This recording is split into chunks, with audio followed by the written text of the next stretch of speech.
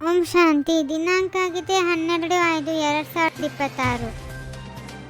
ಈಗ ವಿನಾಶದ ಸಮಯ ಬಹಳ ಹತ್ತಿರ ಇರುವುದರಿಂದ ಯಾವ ದೇಹದಾರಿಯ ಜೊತೆ ಪ್ರೀತಿಯನ್ನು ಇಡದೆ ಒಬ್ಬ ತಂದೆಯ ಜೊತೆ ಸತ್ಯವಾದ ಪ್ರೀತಿಯನ್ನು ಇಡಬೇಕು.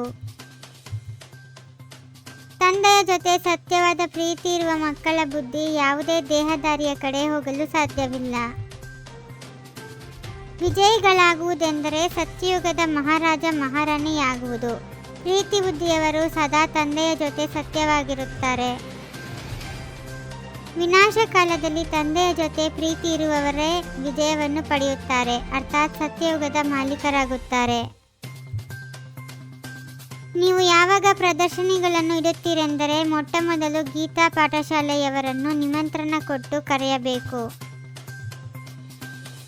ಯಾರು ಶ್ರೀಮದ್ ಭಗವದ್ಗೀತೆಯ ಅಭ್ಯಾಸ ಮಾಡುತ್ತಾರೆಯೋ ಅವರಿಗೆ ಮೊದಲು ನಿಮಂತ್ರಣ ಕೊಡಬೇಕು, ಏಕೆಂದರೆ ಅವರು ಮರೆತು ಬಿಟ್ಟಿದ್ದಾರೆ, ಎಲ್ಲರಿಗೂ ಮರೆಸಿದ್ದಾರೆ.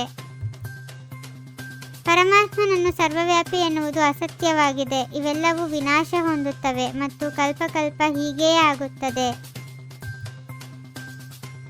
ವಿನಾಶಕ್ಕಾಗಿ ತಯಾರಿಗಳು ಚೆನ್ನಾಗಿ ನಡೆಯುತ್ತಿವೆ, ಆದರೆ ಕಲ್ಲು ಬುದ್ಧಿಯವರು ಇದನ್ನು ತಿಳಿಯಲು ಸಾಧ್ಯವಿಲ್ಲ. ನೀವು ಸಹ ಕಲ್ಲು ಬುದ್ಧಿಯವರಾಗಿದ್ದೀರಿ, ಈಗ ವಜ್ರ ಸಮಾನರಾಗುತ್ತಿದ್ದೀರಿ. ಯಾರು ಜ್ಞಾನವನ್ನು ಧಾರಣೆ ಮಾಡುವುದಿಲ್ಲವೋ ಪದವಿಯೂ ಅಂತಹದ್ದೇ ಪಡೆಯುತ್ತಾರೆ. ಯಾರು ಸೇವಾದಾರಿಗಳಿರುತ್ತಾರೆಯೋ ಅವರು ಉನ್ನತ ಪದವಿ ಪಡೆಯುತ್ತಾರೆ. ಸ್ವಂತ ಮಕ್ಕಳಾಗಿರಲಿ ಅಥವಾ ಮಲತಾಯಿ ಮಕ್ಕಳಾಗಿರಲಿ, ವಿನಾಶಕಾಲೆ ಪ್ರೀತಿ ಬುದ್ಧಿ ಇಲ್ಲದಿದ್ದರೆ, ತಂದೆಯನ್ನು ಅನುಸರಿಸದಿದ್ದರೆ ಹೋಗಿ ಸಣ್ಣ ಪದವಿಯನ್ನು ಪಡೆಯುತ್ತಾರೆ. ನೀವೇ ಪೂಜ್ಯ ಮತ್ತು ಪೂಜಾರಿಗಳು ಆಗುತ್ತೀರಿ. ಮೊದಲ ಮಾತಾಗಿದೆ ತಂದೆಯನ್ನು ನೆನಪು ಮಾಡುವುದು. ತಂದೆಯನ್ನು ನೆನಪು ಮಾಡುವ ಅಭ್ಯಾಸದಿಂದಲೇ ಧಾರಣೆಯಾಗುವುದು. ನನ್ನನ್ನು ನೆನಪು ಮಾಡಿ ಎಂದು ತಂದೆ ತಿಳಿಸುತ್ತಾರೆ. ಉಳಿದಂತೆ ನನ್ನಲ್ಲಿ ಇವರು ಬರುತ್ತಾರೆ, ಅವರು ಬರುತ್ತಾರೆ ಎನ್ನುವುದೆಲ್ಲ ಬರೀ ಮಾಯೆಯಾಗಿದೆ. ಎಲ್ಲಿಯವರೆಗೂ ತಂದೆಯ ಜೊತೆ ಡೈರೆಕ್ಟ್ ಯೋಗ ಇರುವುದಿಲ್ಲವೋ ಅಲ್ಲಿಯವರೆಗೆ ಪದವಿಯೂ ಸಿಗುವುದಿಲ್ಲ, ಧಾರಣೆಯೂ ಆಗುವುದಿಲ್ಲ. ಮನೆಯಲ್ಲಿ ಕುಳಿತು ತಂದೆಯನ್ನು ನೆನಪು ಮಾಡುತ್ತಾ ಇರಿ. ಬಂಧನದಲ್ಲಿ ಇರುವವರಿಗೆ ಇನ್ನೂ ಹೆಚ್ಚಿನ ಪದವಿ ಸಿಗಬಹುದು. ಸ್ಪಿರಿಚುವಲ್ ಜ್ಞಾನ ಒಬ್ಬ ತಂದೆಯ ಬಳಿ ಮಾತ್ರ ಇದೆ, ಬೇರೆ ಯಾರ ಬಳಿಯೂ ಇಲ್ಲ. ಜ್ಞಾನಸಾಗರ ಒಬ್ಬ ಪರಮಪಿತ ಪರಮಾತ್ಮ ಮಾತ್ರ ಆಗಿದ್ದಾರೆ.